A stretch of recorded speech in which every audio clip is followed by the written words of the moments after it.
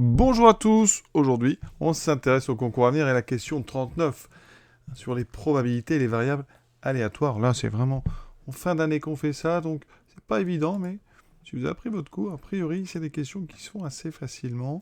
Donc on prend ici un nombre entier naturel n non nul, p un nombre réel appartenant donc à 0, 1, q est égal à donc 1 moins p.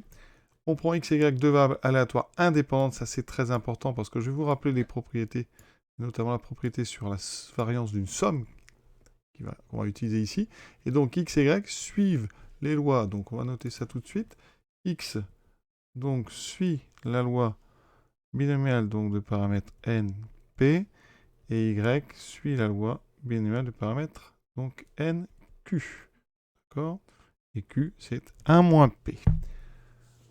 Donc, on nous demande ici l'espérance et la variance de z, z étant la somme des variables aléatoires x et y. Première chose à rappeler, c'est le cours sur les lois binomiales. L'espérance d'une loi binomiale, c'est n fois p. Donc, ici, le produit des deux paramètres. Donc là, ça fait np.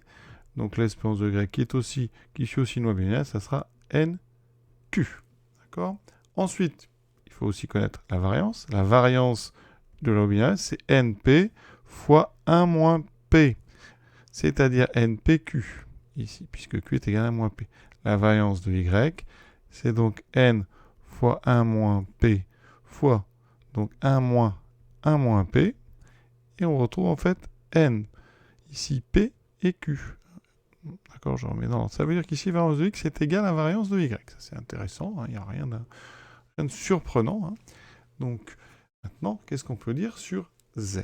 Tout d'abord, l'espérance d'une somme, c'est toujours la somme des espérances. Il n'y a pas besoin de l'indépendance pour ça. Donc ici, l'espérance de z, c'est donc l'espérance de x plus y. C'est donc linéarité, espérance de x plus espérance de y. On a calculé 2. Ça fait np plus nq. On factorise par n, ce qui me fait n p plus q. Or, p plus q, eh bien, ça vaut 1. D'accord? Donc ici, on trouve l'espérance de z égale à n. Alors, ça veut dire que déjà, ça nous élimine le a. Et ici, l'espérance de z, de npq et le c. Il nous reste donc soit b, soit d. Donc, on va aller calculer la variance. Alors là, propriété. Eh bien, il faut savoir que la variance d'une somme de deux variables aléatoires indépendantes, c'est la somme des variances.